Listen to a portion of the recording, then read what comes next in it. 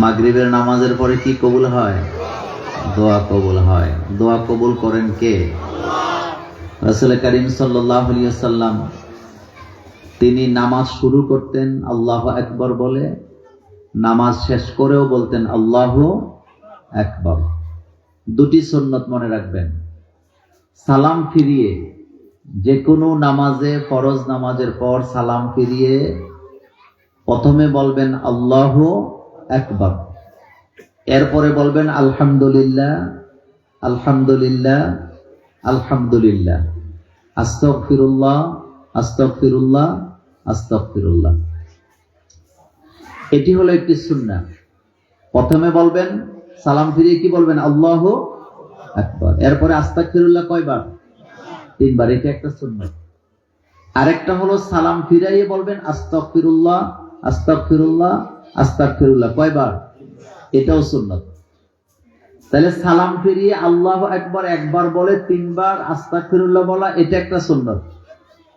আবার সালাম ফিরিয়ে শুধু আস্তাগফিরুল্লাহ বলাটাও কি সুন্নাত। দুইটাই সহিহ হাদিস দ্বারা প্রমাণিত। যারা সালাম ফিরিয়ে তাওবা করে আগের নামাজ থেকে এই নামাজ পর্যন্ত যত সগীরা গুনাহ তারা করেছেন, আল্লাহ সেগুলোকে মাফ করে দেয়। সেজন্য আল্লাহ নবী বলেছেন, তোমরা আল্লাহর দরবারে তাওবা করো মাগরিবের নামাজের পর। যে ব্যক্তি সূরাতুন নাস, সূরা ফালাক তেলাওয়াত করে, কালো জাদু তাকে আক্রমণ করতে পারে না। বর্তমান বাংলাদেশ নয়, সারা পৃথিবীতে সবচেয়ে বড় সমস্যা হলো কালো জাদু। ঠিক কিনা? সুস্থ মানুষ, সবল মানুষকে অসুস্থ করে কালো জাদুর কারণে। আর এই কালো জাদুটা মূলত আবিষ্কার করছে ইহুদিরা। বিশ্ব নবীর উপরে তারা জাদু করলেন, সোজা কথা নয়। আমাদের খতিব সাহেব, মুহাদ্দিস সাহেব, পীর সাহেব হুজুর, তারা তো সবাই রাসূলুল্লাহর উম্মত। কিন্তু যে ইহুদিরা রাসূলুল্লাহকে, স্বয়ং মুহাম্মদ সাল্লাল্লাহু আলাইহি ওয়াসাল্লামকে জাদু করতে পারে, সেই ইহুদিরা সাধারণ মুসলমানদেরকেও জাদু করার ক্ষমতা আছে না? না। এই কালো জাদুর প্রভাবে কত মানুষ ধ্বংস হয়ে গেছে, কত ব্রেন ধ্বংস হয়ে গেছে, কত মেধা নষ্ট হয়ে গেছে। আল্লাহ রাসূলকে তারা জাদু করার জন্য রাসূলুল্লাহর চুল, রাসূলুল্লাহর দাড়ি, রাসূলুল্লাহর চিরুনি চুরি করে নিয়ে গেছে। তারা রাসূলুল্লাহকে জাদু করলেন। রাসূলের চুলের মধ্যে গিট দিয়া কুয়ার মধ্যে ফালায়া দিছে। আল্লাহ রাসূল অসুস্থ হয়ে গেলেন। বিশ্ব নবী কোনো কিছু মনে রাখতে পারেন না, কোনো কিছু। বিশ্ব নবী হাতের মধ্যে সুতা বেঁধে রাখে মনে করার জন্য, তাও পারে না। এক পর্যায়ে নবীজি অসুস্থ হতে হতে হতে হতে বিছানায় পড়ে গেছে, শুয়ে থাকে সারাক্ষণ। দুইজন ফেরেশতা আল্লাহ পাঠাইছে রাসূলুল্লাহর সামনে দাঁড়ায়, একজন আরেকজনকে বলতেছে, মুহাম্মদ সাল্লাল্লাহু আলাইহি ওয়াসাল্লাম দিনে দিনে অসুস্থ হয়ে যাচ্ছেন, তার কি হয়েছে? দ্বিতীয় ফেরেশতা জবাব দিলেন, মুহাম্মদ সাল্লাল্লাহু আলাইহি ওয়াসাল্লামকে কালো জাদু করা হয়েছে। চুল চুরি করে নিয়ে গিট দিয়া কুয়ার মধ্যে ফালায়া দিছে। এই কথা শোনার পরে রাসূলুল্লাহ তাদের কথা শুনতেছিলেন। এবার দ্বিতীয় ফেরেশতা বললেন, তার কি কোনো চিকিৎসা নাই? এবার ফেরেশতা জবাব দিলেন, হ্যাঁ, চিকিৎসা আছে। নবী যদি সূরা নাস আর ফালাক প্রতিনিয়ত সকালে বিকালে পড়তে থাকে, আল্লাহ তাকে কালো জাদু থেকে মুক্ত করে দিবে। আমি কথাটা এই জন্য বললাম, আমার দেশ বাই হইয়া বাইরে কালো জাদু করে, শাশুড়িকে বৌমা জাদু করে, বৌমাকে শাশুড়ি আম্মা জাদু করে, নিজের পুত্রবধূ থেকে নিজের ছেলেরে আলোক করার জন্য মা তার ছেলেকে জাদু করে, কবিরাজ দিয়া কবিরাজি করে। এমন ডাকাত মানুষ আছে না? না।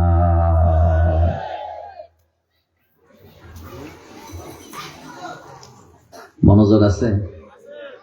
আপনি যে আপনার ছেলেকে নিজের ছেলের স্ত্রী থেকে আলাদা করার জন্য জাদু করলেন, হিতে বিপরীত হতে পারে। আপনি সিদ্ধান্ত নিয়েছেন জাদু কইরা, কালো জাদু দিয়া আপনার পুত্রবধূ থেকে ছেলেকে আলাদা করবেন। যদি হিতে বিপরীত হয়, রিয়েকশন করে, ছেলেটাই হারাবার সম্ভাবনা আছে না? না।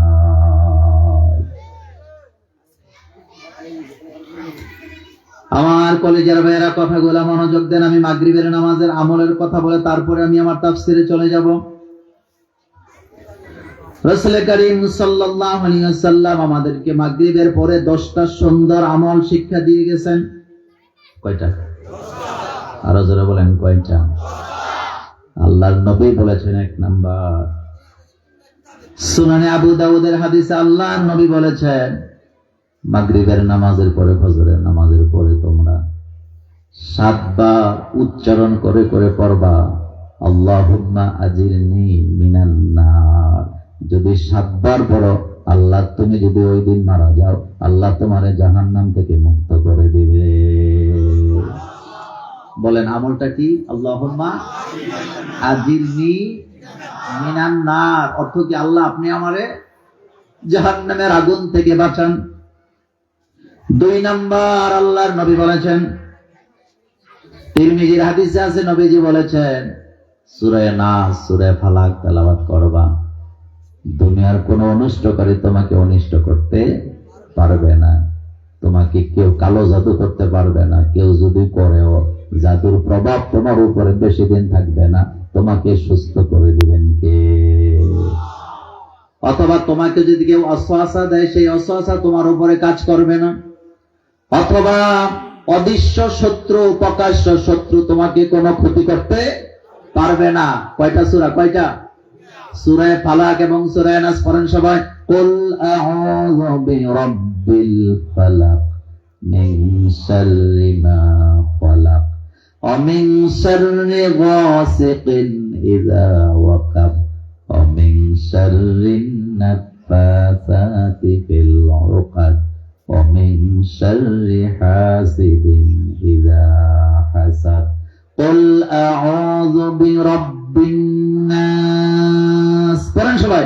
কুল আউযু বিরাব্বিন নাস মালিকিন নাস ইলাহিন নাস মিন শাররিল ওয়াসওয়াসিল খান্নাস আল্লাযী ইউওয়াসওয়িসু ফি সুদুরিন নাস মিনাল জিন্নাতি ওয়ান নাস।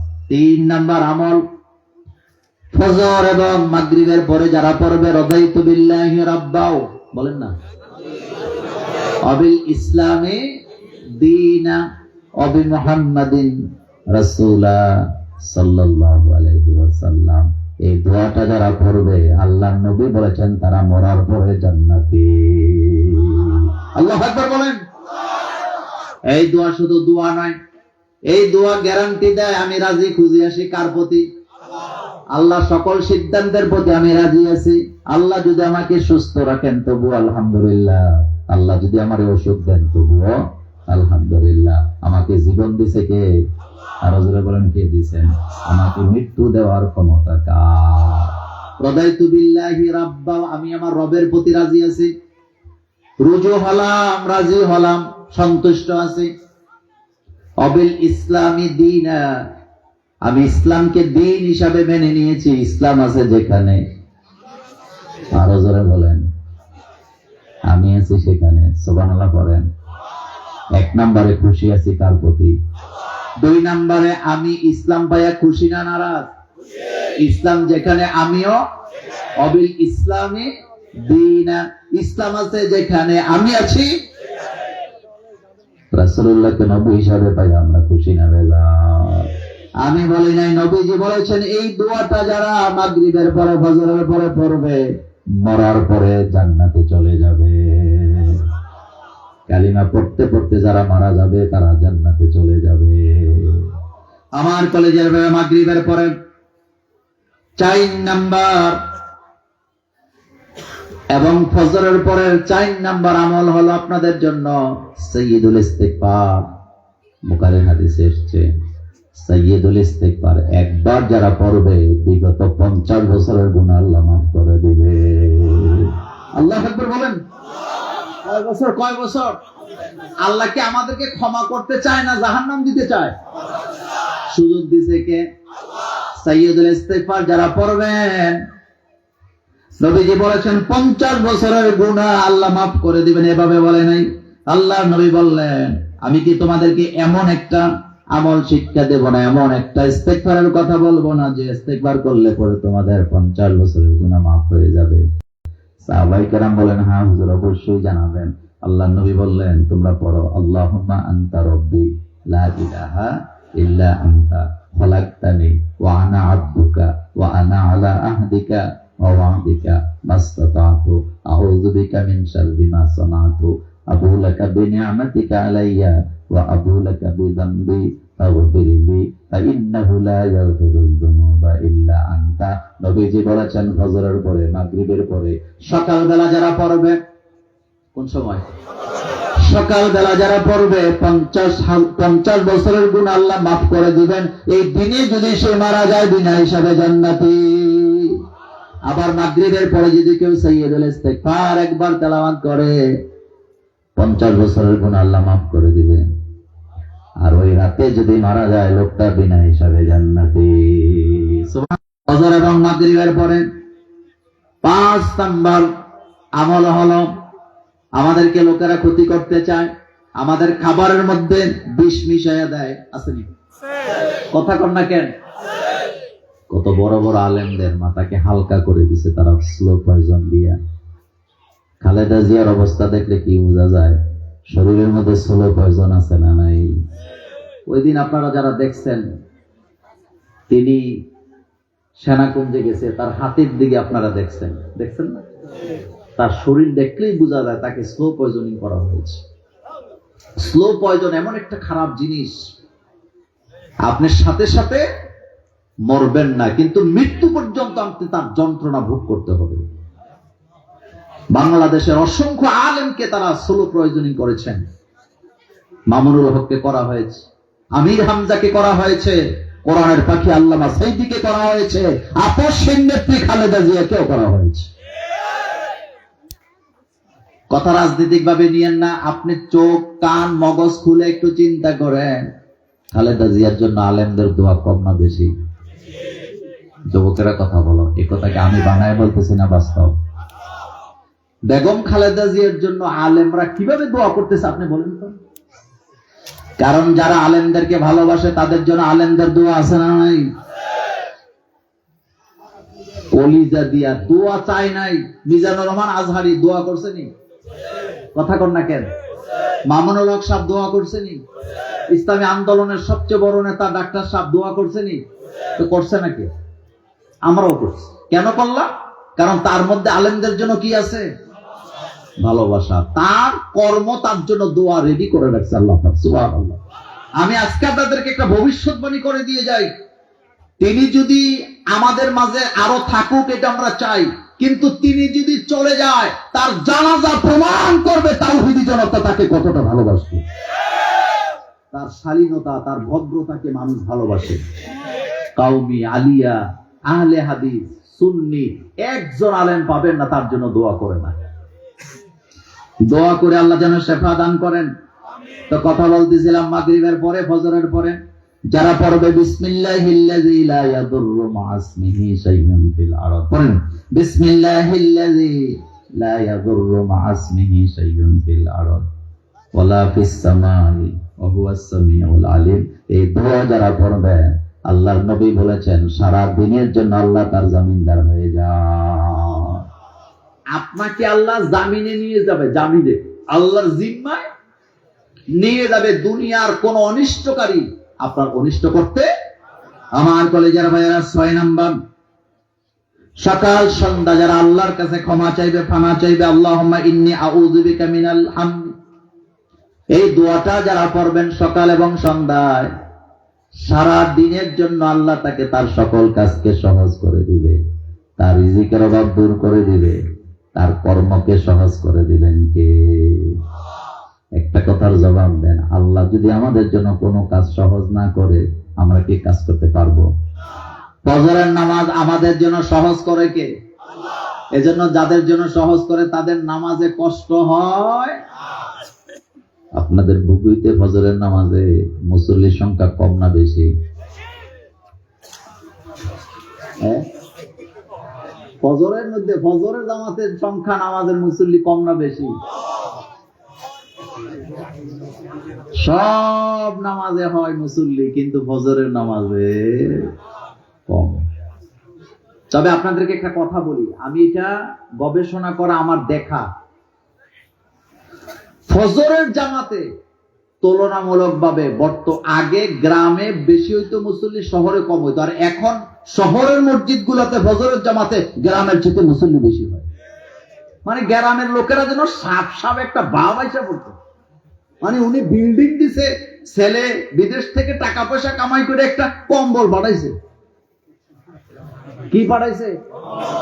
এক ভদ্রলোক তার জামাইরে বিদেশ পাঠাইছে। জামাই বুঝেন তো, মেয়ে জামাই আছে। তো জামাই যেটা হোর বাচ্চা এটারে কি করে? তো জামাইরে 4 লাখ টাকা খরচ করে বিদেশ পাঠাইছে। হাতে বাপের টাকা দিয়া তো বিদেশ যায় নাই, নিজের টাকা দিয়েও যায় নাই, গেছে কাটটা দিয়া। তো টাকার মায়া আছে নি? 3 মাস বিদেশ করে মন টিকে না, কাজে মন বসে না। বাংলাদেশে আইছে একটা কম্বল লইয়া। কি লইয়া? তো কম্বল নিয়ে আইসা শ্বশুরের লগে দেখা করতে গিয়া কম্বল দিয়া জাতা দিয়া ধরছে শ্বশুরে। কথা বুঝেন না? কি দিয়া? তো কান্নাকাটি করছে, আমি থাকতারি না এসে। তো ওনার শ্বশুর, মানে যে শ্বশুর, উনি আমারে বলতেছে, হুজুর জামাইটারে 4 লাখ টাকা দিয়ে বিদেশ পাঠালাম, তো আয়া পড়ছে। তো আমি কি আপনার লিগে কি আনছে? কম্বল লই আইছে, আমারে জাতা দেও নেই। এরা সামনে আগাইলে আমরা পিছে যাওয়া ছাড়া আর উপায় না। এই যে আমার ভাইয়েরা দাঁড়ায় আছে, একটু বসা দরকার আছে নি? একটু আওগানে জিকির করেন, লা ইলাহা লা ইলাহা লা ইলাহা ইল্লাল্লাহু মুহাম্মাদুর রাসূলুল্লাহ সাল্লাল্লাহু আলাইহি ওয়াসাল্লাম। আমার কলেজের ভাইয়েরা, কম্বলের দরকার নাই, বাড়ির দরকার নাই, জামাতের সাথে ফজরের নামাজ পড়ার দরকার আছে না? না, জাগতে হবে তখন, ফজর হবে যখন। সবাই বলতে হবে, জাগতে হবে তখন। কবি নজরুলকে আল্লাহ জান্নাত দান করুক। কবি নজরুলের কবিতার মধ্যে সকালে উঠার কথা আছে না? না, আমি হব, কথা কয় না যুবকেরা, তোমাদের জন্য ওয়াজ আছে সামনে, বলো আমি হব সবার আগে কুসুমবাকে। এটা তিরমিজির একটা হাদিসের অর্থ। নবীজি বলেছেন, সকাল বেলা যারা ঘুম থেকে জাগ্রত হয়, সকাল বেলা যারা কাজে যায়, দুপুর বেলার কাজের থেকে সকাল বেলার কাজে আল্লাহ তাদেরকে দ্বিগুণ বরকত দিয়ে দেয়। আল্লাহ নবী বলেছেন, যারা ফজরে জাগ্রত হয় তাদের রিজিকের কোনো অভাব থাকে না। যেই জাতি যত তাড়াতাড়ি ঘুম থেকে জাগ্রত হয়, সেই জাতি পৃথিবীতে সবচেয়ে বেশি উন্নত। ঠিক কিনা? আমার এক আত্মীয় জাপানে থাকে, সে প্রত্যেকদিন ফজরের নামাজ পড়ে রেল স্টেশনে যায়। সে 1 বছরের টিকিট একবারে করে। কথা বুঝিনি? কয় বছর? মানে তার অফিসে যাওয়ার জন্য 1 বছরের টিকিট একসাথে করে নেয়। সে আমাকে বললেন, ফজরের নামাজের সময় আমরা জাগ্রত হইয়া ফজরের নামাজ পড়ে রেল স্টেশনে যাই, একটা যাত্রীকে কোনোদিন দেরিতে আসতে দেখি নাই, ট্রেনটাও দেরিতে আসতে দেখি নাই। সময় মতো ট্রেনও আসে, যাত্রীরা উঠে যায়। আর আমার বাংলাদেশের 12টা ট্রেন আছে পরের দিন 6টায়। কথা ঠিক নেই? ট্রেন স্টেশনে একদিন ঘোষণা হয়েছে, একদিন নাকি একেবারে টাইমলি, মানে সকাল 8টার ট্রেন 8টায় চলে আসছে। তো স্টেশন মাস্টার ঘোষণা দিছে, সকাল 8টার ট্রেন হাজির হয়েছে, আপনারা গাড়ি বস্তা নিয়ে রেডি হন।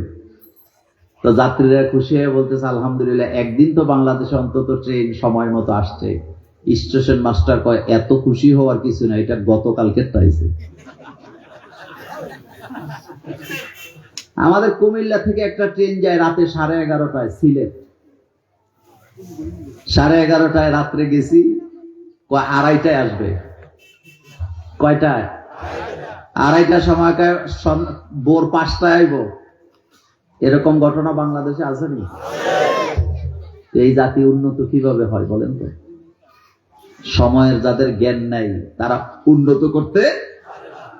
সকালে জাগ্রত হতে হবে, এটা কার কথা? আল্লাহ পাকের কথা। সেজন্যে এই পয়েন্টটা আমি এখানে শেষ করতে চাই। ফজর এবং মাগরিবের পরে আমাদের জন্য আমলগুলো দিছে কে? আল্লাহ পাক। আল্লাহ যেন এই আমলগুলা করার তৌফিক দান করেন, আমরা বলি আমিন। আর জোরে বলি আমিন। আজকে আসেন আমি সূরা নাস থেকে আপনাদের সামনে কথা বলবো। আমার কলিজার ভাইরা আমার সাথে পড়েন, আউযু বিল্লাহি মিনাশ শাইতানির রাজীম, বিসমিল্লাহির রাহমানির রাহিম।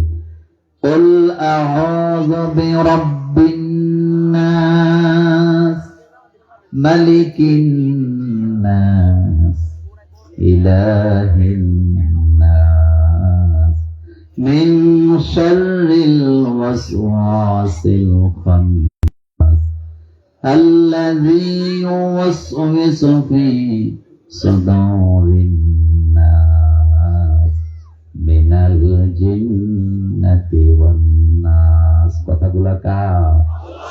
দামি কথা না সস্তা কথা? সত্য কথা না মিথ্যা কথা? কত পার্সেন্ট? মক্কায় কোরআন নাযিল হয়েছে, মদিনায় কোরআন নাযিল হয়েছে। আমাদের এই মসজিদের খতিব সাহেব আসরের নামাজের পরে আলোচনায় বলতেছিলেন কোরআন 2 জায়গায় নাযিল হয়েছে, সূরাগুলো হয় মাক্কি না হয় মাদানী। যেই যুগে কোরআন নাযিল হয়েছিল সেই যুগে আরব দেশের সাহিত্যিকের অভাব নাই, কবিরও অভাব নাই। পৃথিবীতে সবচেয়ে বড় বড় সাহিত্যিক তখন মক্কায় বাস করেন। সাহিত্য যারা জানে তারা নিজেরা অহংকারী হয়। রাসূলুল্লাহ সাল্লাল্লাহু আলাইহি ওয়াসাল্লাম কোন শিক্ষা প্রতিষ্ঠান থেকে তিনি শিক্ষা গ্রহণ করেন নাই। রাসূলের জবান থেকে আল্লাহ কোরআন শোনায় মানুষকে। এটা শোনার পরে মক্কার বড় বড় সাহিত্যিকেরা বলতেছে এটা তো আমরাও বানায় দিতে পারবো।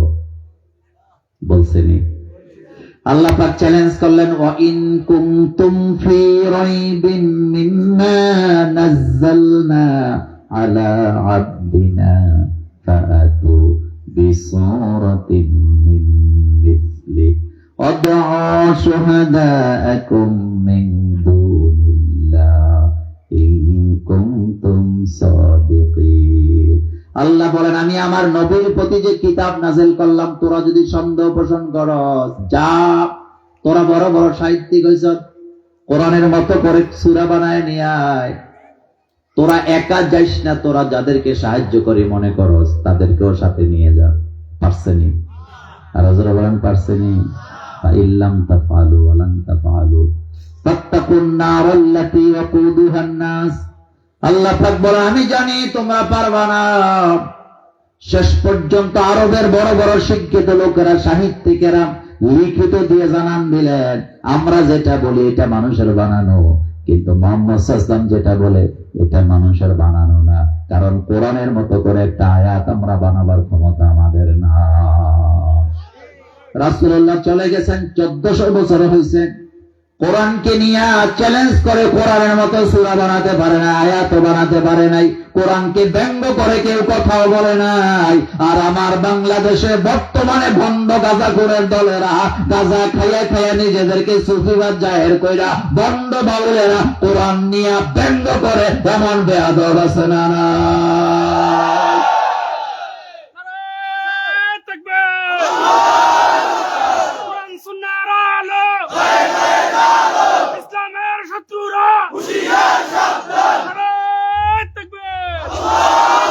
আমার কলেজের বেলা কয়দিন আগে দেখছেন এক পাগলে কি কয়, কয় কোরআনে এত নাচকে তো তোরে গুড়া কিনিয়ে কামড়াইছিনি বেড়া।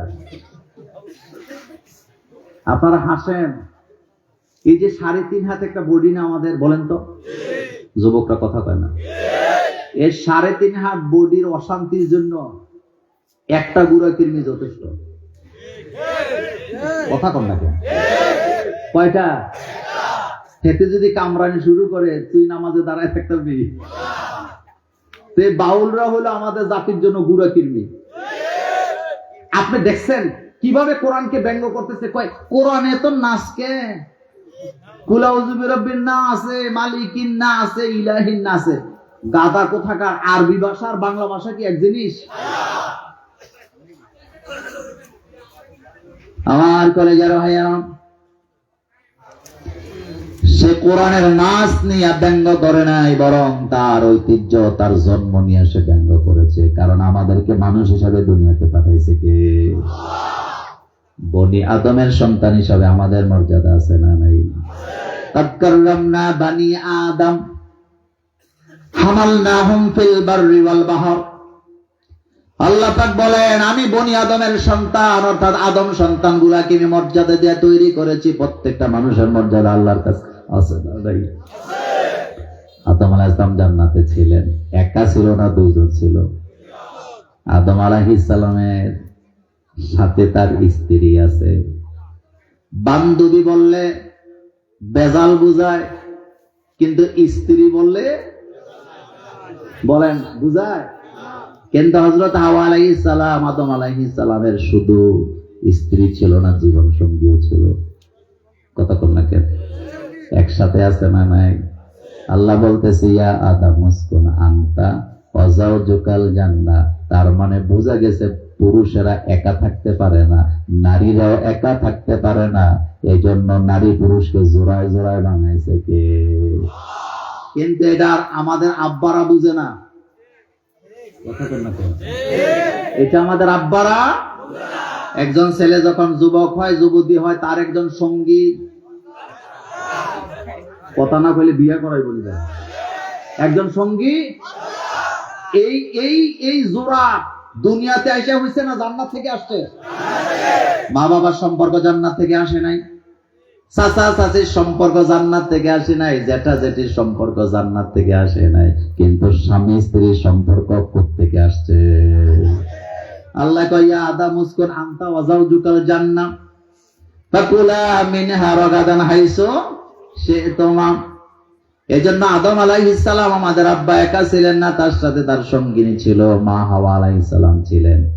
যার কারণে আমরা বনি আদমের সন্তান, বাবার চরিত্র আমাদের মধ্যে আছে না না? তাহলে অ্যাডাল্ট হইলে, বালেগ হইলে একা থাকবে না, জোড়া জোড়া। কিন্তু আমাদের আব্বারা না বোঝার কারণে পোলা পাইনেরা, মায়া পাইনেরা গোপনে গোপনে প্রেম কইরা রিক্সা দিয়া রাস্তা রাস্তায় ঘুরে আর গুনাহ কামাই করে। এমন আব্বা আম্মা আছে না? আপনি মনে করতেছেন আপনার পোলা এখনো বড় হয় নাই, অথচ হেঁটে রিক্সা দিয়ে ঘুরে। কথা কন না কেন? বান্ধবীর বাড়িতে যাইব গিয়া বন্ধুরে লইয়া সোনায় মরে চলে যায়, এমন ঘটনা গুনাহ আসেনি। কি করছে? প্রেম এত সোজা না। প্রেম করবো যারা, বিপদে পড়বো তারা। কথা কন না কেন? দুনিয়াও যাবে, আগে বিয়া না আগে প্রেম? বিয়া ছাড়া প্রেম করলে সেকা খাবি, মালও যাবে, তোর জীবনও যাবে। আর বিয়া করলে লাইসেন্স ঠিক আছে, এখন যা দিবি তা সওয়াব আছে না নাই? বান্ধবীরে দিলে সেকা দিয়া চলে যাবে, আমও গেছে, সালাও গেছে। কিন্তু স্ত্রীরে দিলে ডবল সাদাকা আছে না না? তিরমিজির হাদিসে রাসূল বলছে, তুমি তোমার পরিবারের জন্য যেটা খরচ করো এটা ডবল সাদাকা। আল্লাহু আকবার। এটা কি সাদাকা? তবে ভালোবাসা এত সোজা না। আগে বিয়ে, তারপরে এর আগে করে ইজ্জতও যাবে, মালও যাবে, তো জানও যাবে, এরপরে তুই গাঁজা খাবি। কবি বলেছেন, মোহব্বত মে মুসিবত হ্যায়, বলবো, মোহব্বত মে মুসিবত হ্যায়, ये कुदरत की हकीकत है, जहाँ বৃষ্টি বরসতি है ওহাই বিজলি চমকতি है। ভালোবাসার মধ্যে বিপদ আছে না নাই? নবীরা ভালোবাসতেন কাকে? পরীক্ষা দেওয়া লাগছে নাকি লাগে নাই? হযরত ইব্রাহিম আলাইহিস সালামের কলিজা ভরা আল্লাহর জন্য ভালোবাসা আছে না নাই?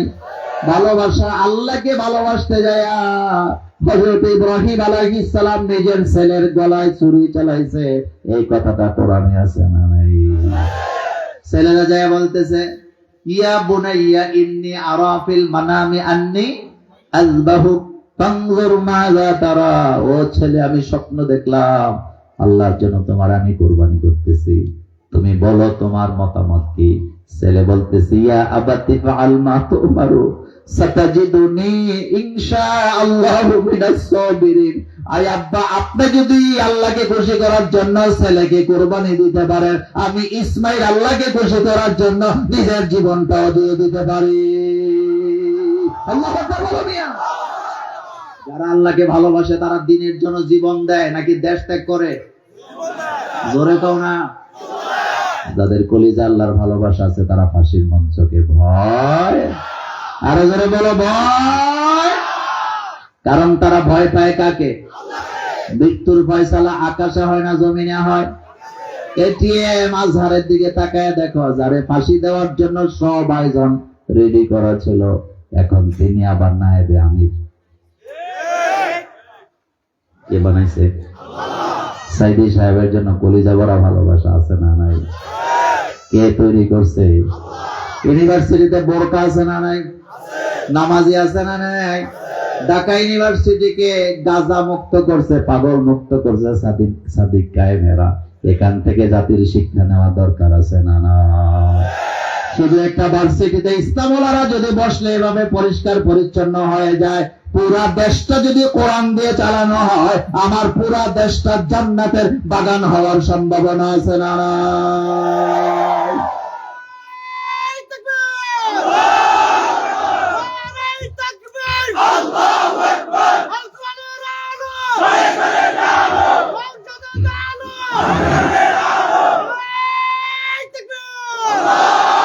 কোরআন আছে যেখানে আমরা আছি।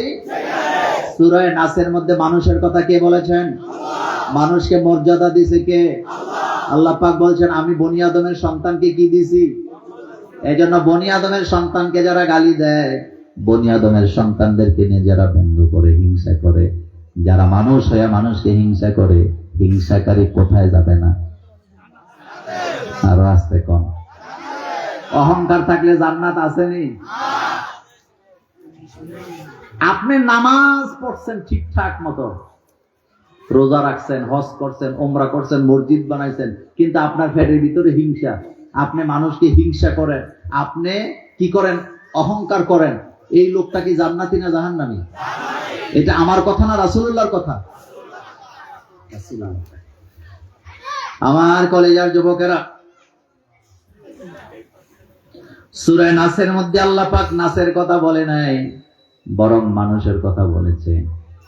এখানে আল্লাহ আমাদেরকে 6টা শিক্ষা দিছে। জোরে বলেন কয়টা? 1 নাম্বার শিক্ষাটা দিছে, কুল আউযু বিরাব্বিন নাস, মানুষের রবকে, প্রতিপালককে। আমরা যেদিন কবরে যাব, কবরের ভিতরে রবের ব্যাপারে প্রশ্ন আছে না না? হযরতে আসিয়ার জন্য আল্লাহ জান্নাতে ঘর বানাইলেন। ফেরাউনের স্ত্রী আসিয়া, আশ্চর্য ব্যাপার, আসিয়ার উপরে আল্লাহ এতটা খুশি কেন হয়েছিলেন? কারণ আসিয়া 3টা আমল করছিল। যারা বলেন কয়টা?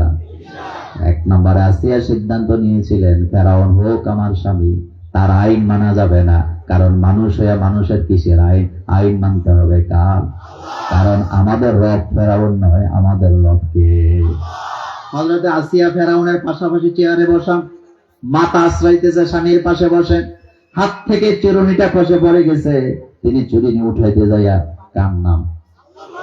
আরো জোরে কর না। বিসমিল্লাহ বলে চিরুনিটা যখন উঠাইছে, ফেরাউনের চোখ বড় করে কয়, কার নাম নিলি? কয়, যাত্রা নেওয়ার দরকার তারটাই নিছি। কারণ মুমিনের কলিজার মধ্যে জিকির কার? লা ইলাহা লা ইলাহা ইল্লাল্লাহু মুহাম্মাদুর রাসূলুল্লাহ সাল্লাল্লাহু আলাইহি ওয়াসাল্লাম। আমরা যদি জিকির করতে করতে মারা যাই, কবরে প্রশ্নগুলোর জবাব সহজ করে দিবে কে? আমার কলিজার ভাইরা, হযরতে আসিয়ার আমল ছিল 3টা। জোরে বলেন কয়টা? 1 নাম্বার, হযরতে আসিয়া রব মানছিল কাকে? দুই নম্বরে হযরতে আসিয়ার আরেকটা আমল ছিল, সে মূসা নবীকে নবী হিসাবে মেনে নিয়েছিলেন। তিন নাম্বার আমল ছিল হযরতে আসিয়া চরিত্রের দিক থেকে কয় নাম্বার? কথা কন না কেন? হযরতে আসিয়া ইজ্জতের হেফাজত করতেন। যারা যেই নারীরা ইজ্জতের হেফাজত করে তাদের দোয়া আল্লাহর দরবারে কবুল। আল্লাহু আকবার আসে না? যেই নারীরা ইজ্জতের হেফাজত করে তাদের দোয়া আল্লাহর দরবারে। আল্লাহ জানাই দিলেন, আমার এই আসিয়ার তিন কারণে আমি আসিয়াকে ভালোবাসি, আমি আমার আসিয়ার জন্য জান্নাতে ঘর বানায় রাখছি। হযরতে সারার জন্য আল্লাহর ভালোবাসা আছে না নাই? হযরতে সারাকে জালেম বাদশার লোকেরা কিডন্যাপ করলেন ইব্রাহিম আলাইহিস সালামের হাত থেকে। সাবা থেকে হযরত ইব্রাহিম আলাইহিস সালাম নিজের স্ত্রীকে নিয়ে জেরুজালেমের দিকে রওনা দিয়েছে। পথের মধ্যে জালেম বাদশারা নবীর স্ত্রীকে হাইজ্যাক করে নিয়ে গেছে, কিডন্যাপ করে নিয়ে গেছে। এই কিডন্যাপ এখনো বাংলাদেশে আছে না নাই? আহারে, কোরআন আইন ছাড়া যুবকদেরকে ঠান্ডা করা যাবে না। ওই যুবক আমরা চাই যে যুবকেরা নারীদের পাহারাদার হয়ে যায়। ঢাকা ভার্সিটি, রাজশাহী ভার্সিটিতে সাদিক কায়েমদের প্রশংসা করে হিন্দু মেয়েরা, বৌদ্ধিস্ট মেয়েরা, তারা একটা সাক্ষী দেয়, তাদের কাছে আমাদের চরিত্র সবচেয়ে বেশি নিরাপদ। আল্লাহু আকবার বলো বেটা। বলছেনি তো তুমি এটি সো দেব না? তুমি কোন দিকে যাও? তুমি কোন দিকে যাও? যেই নেতা বিড়ি খায় তার কর্মীরাও বিড়ি খায়, যেই নেতা গাঁজা টানে তার কর্মীরা মদ খায়, আর যেই নেতা তাহাজ্জুদ পড়ে তার কর্মীরাও তাহাজ্জুদ পড়ে। ঠিক কিনা? মাদ্রাসায় তাহাজ্জুদ আছে না নাই? গতকালকে দেখলাম তাহাজ্জুদ পড়া অবস্থায় হেফজখানার ছাত্র দুনিয়া থেকে বিদায় হয়ে গেছে। এই দৃশ্য আজও বাংলাদেশে আছে না নাই? তাহাজ্জুদ পড়ে যারা আল্লাহর নিকটবর্তী হয়ে যায়, আর তাহাজ্জুদ ছাড়া আল্লাহর ওলি হওয়া যায়? যখন 5 ওয়াক্ত নামাজ আসে নাই তখন তাহাজ্জুদকে বাধ্যতামূলক করে রেখেছিলেন কে? ওয়ামিনাল লাইলি ফাতাহাজ্জাদ বিহি, পড়েন, ওয়ামিনাল লাইলি ফাতাহাজ্জাদ বিহি নাফিলাতাল লাকা আসা আইয়াবআসাকা রাব্বুকা মাকামাম মাহমুদা। বলেন, মাকামাম মাহমুদা। মাহমুদা নামের মানুষ দুনিয়াতে আছে না নাই? এটা আবার আপনার ঘরের মাহমুদা না, আমার বোন নাম মাহমুদা। মাকামে মাহমুদ যারা তাহাজ্জুদ পড়ে তাদেরকে মাকামে মাহমুদ দিবে কে? ওয়াদা কার? তাহাজ্জুদের নামাজ একমাত্র নামাজ, দুনিয়ার কারো কাছে এটার খবর নেই। এটার খবর কার কাছে? হযরত ইবনে আব্বাস রাদিয়াল্লাহু তাআলা আনহু বলেন, আমি রাসূলুল্লাহর পাশে ঘুমাইলাম। রাত যখন গভীর হলো, রাসূল জাগ্রত হলেন। রাসূল ওযু করলাম, রাসূল মসজিদে নববীতে তাহাজ্জুদের নামাজে দাঁড়ালেন, আমিও রাসূলের সাথে তাহাজ্জুদে দাঁড়ালাম। নবীজি সূরা ফাতিহা দিয়ে নামাজ শুরু করলেন। তেলাওয়াতে এত মজা পাচ্ছিলাম, আমি মনে মনে চাইছিলাম রাসূল যেন নামাজটা লম্বা করে। আমাদের কারীদের কণ্ঠে তেলাওয়াত মজা লাগে নাকি লাগে না? তো রাসূলুল্লাহর তেলাওয়াত আরো কত মজা ছিল, যার উপর আল্লাহ কোরআন নাযিল করেছেন। আল্লাহর নবী বলেছেন, আল্লাহ আমার উপরে 7 পদ্ধতিতে 7টা কেরাতে আল্লাহ কোরআন নাযিল করেছেন। হযরত ইবনে আব্বাস রাদিয়াল্লাহু তাআলা আনহুমা বলেন, আমি রাসূলের পেছনে তাহাজ্জুদের নামাজে দাঁড়ালাম। আল্লাহর নবী সূরা ফাতিহা শেষ করে সূরা বাকারা তেলাওয়াত শুরু করলেন। আমি ভাবছিলাম রাসূল বোধহয় সূরা বাকারা শেষ করে রুকুতে যাবে, কিন্তু রাসূল তেলাওয়াতে এত মজা পাচ্ছিলেন, আমি শুনতে এত মজা পাচ্ছিলাম, নবীজি বাকারা শেষ করে রুকুতে যায় নাই, সূরাতুল আল ইমরান তেলাওয়াত করা শুরু করে দিলেন। সূরা বাকারা ছোট না বড়? যুবকদের কাছে জানতে চাই, সবচেয়ে বড় সূরা কোনটা? সবচেয়ে উঁচু সূরা কোনটা? আল্লাহর নবী বলেছেন, যেই ঘরে যেই বাড়িতে সূরা বাকারা তেলাওয়াত করা হয় ওই বাড়ির আশেপাশে দুষ্ট জিনেরা আসে না। সুবহানাল্লাহ। ওই বাড়ির আশেপাশে দুষ্ট জিন, আর আমরা নিজেরাই জিন। আমরা নিজেরা কি? পোলাপাইনে রাস্তায় হাঁটে আর গান গায়, আসেনি? এতে সোনা বন্ধুর গান গায়, হেতের জিগাইবেন তুই গান গাছ কেন? নিশ্চিত হেতে গোবর ডরে গেছি। অত সূরা বাকারা আছে যেখানে ভয় নাই, এই যে আপনারা হুজুরদেরকে আনেন না, বাড়ি কি করে বন করে, কি করে এ বাড়ি বন করে হুজুরে 10,000 দেওয়ার দরকার নাই। সূরা বাকারা তেলাওয়াত শুরু করে দেন, এই বাড়ির আশেপাশে দুষ্ট জিন আসবে না। যারা কবিরাজি করে তারা আবার কবে মোল্লা হুজুরে তো আমাদের 12টা বাজায় দিয়ে গেছে। সূরা বাকারার ব্যাপারে রাসূল বলেছেন, এই সূরাতুল বাকারা কিয়ামতের ময়দানে তেলাওয়াতকারীকে সুপারিশ করে জান্নাতে না পৌঁছায়া তাকে ছেড়ে দিবে না। আমাদের আগের দিনের মুরব্বীরা সূরা বাকারা অর্ধেকটা এমনিতে মুখস্থ পারত, কথা কম না কেন পারতো নি? পারতো, কারণ তারা এটা ওই যে আলিফ লাম একবার পড়তো কথা। এখন তো আর আলিফ লাম পড়ে না, এখন পড়ে আমপাড়া। খারাপ না, আমপাড়া দরকার আছে, কিন্তু আগে আলিফ লাম মুখস্থ করাইতো। এই যে জিজ্ঞেস করেন, কথা ঠিক না? আলিফ লামের ভিতরে সূরা বাকারা আছে নি? হযরত আব্বাস বলেন, আমি দেখলাম রাসূল সূরা আল ইমরান তেলাওয়াত করলেন। সূরাতুল ইমরান তেলাওয়াত করে রাসূল রুকুতে যায় নাই, সূরা নিসাও রাসূল তেলাওয়াত করলেন। আমার কাছে মনে হলো যেন রাসূল যদি ফজরের আজানের ভয় না করতেন তাহলে রাসূল কখনো নামাজটা ছেড়ে দিতেন না। তাহাজ্জুদের দরকার আছে নি? মাদ্রাসায় তাহাজ্জুদ আছে না নাই? পীর সাহেবদের দরবারে তাহাজ্জুদ আছে না নাই? আলেম ওলামার দরবারে তাহাজ্জুদ আছে না নাই? ইসলামী আন্দোলনের ছোট ছোট যুবকেরা যারা কলেজ ভার্সিটিতে পড়ে তাদের জন্য তাহাজ্জুদের ট্রেনিং আছে না নাই? যেটারে কয় সভ্যেদারি, কথা কয় কি কয় সভ্যেদারি মানে সব মানে কি? রাত, রাতে জাগ্রত হওয়া কার জন্য? রাত জাগবেন কার জন্য? তাহাজ্জুদ পড়বেন কার জন্য? কোরআন পড়বেন কার জন্য? জীবনটাও দিবেন কার জন্য? জীবন রাখবেন কার জন্য? কথা লম্বা করতে চাই না আমার কলেজের যুবকেরা, তুমি মানুষ, তুমি মানুষের সন্তান। নাসার জন্য আল্লাহ দুনিয়াতে তোমারে পাঠায় নাই, বরং তাকে সাজদা দেওয়ার জন্য, তাকে রব হিসাবে মানার জন্য পাঠাইছে কে? আল্লাহকে যারা রব হিসাবে মানে তারা কখনো যৌতুক খাইতে পারে না। যৌতুক আসেনি? তবে এই বুগুই বোধহয় সুদ নাই। সুদ আর ঘুষ হালাল না হারাম? হ্যাঁ, মানুষ চালাক হয়ে গেছে ইদানিং। কয়েক বছর আগে কুমিল্লার এক আমার মুসল্লি ইঞ্জিনিয়ার আমার কয়, মোল্লা হুজুর এই যে ঘুষ খাই এটা কিন্তু মসজিদ মাদ্রাসায় দেই না, উল্টা বুঝছেন না। তাকে কোনটা দেন? কয় বেতন এটা দেই। তা আমি বললাম, যেটা ঘুষ খান এটা কি করেন? কয় এটা শুধু বাজার করে রুই মাছ খাই, কই মাছ খাই, ছেলে মেয়েরে মাংস খাওয়াই। তো বেতন এটা কই দেয়? আমি কেন করেন? আপনারাই তো হাদিস কোন মসজিদ বানাইলে জান্নাতে আল্লাহ ঘর বানায়, এজন্য জান্নাতে ঘর বানানোর ব্যবস্থা করতেছি। আমি হাসি দিয়ে কইলাম, অতি চালাকের কথা কেন যুবকরা? অতি চালাকের এটা আবার কেমনে? আমি কই, শোনেন, আপনি যে মসজিদ বানাইছেন ঠিকই আল্লাহ জান্নাতে ঘর বানাবেন, কিন্তু ঘর বানাইলেই তো হবে না, ঘরে তো প্রবেশ করা লাগবে। কয় সেটা তো লাগবে। আমি কই, রাসূল বলে গেছে, লা ইয়াদখুলুল জান্নাতা জাসাদুন গুযিয়া বিল হারাম। যারা হারাম খাদ্য দিয়ে রক্ত মাংস বানায়, এই দেহ নিয়ে আল্লাহ জান্নাতে প্রবেশ করা যায় না। আমি বললাম, তুমি নিজেও জাহান্নামে যাবা, ছেলে মেয়েরও। কারণ যেই শরীরের রক্ত মাংস হারাম দেয়া হয়, এই শরীর জান্নাতি না জাহান্নামী?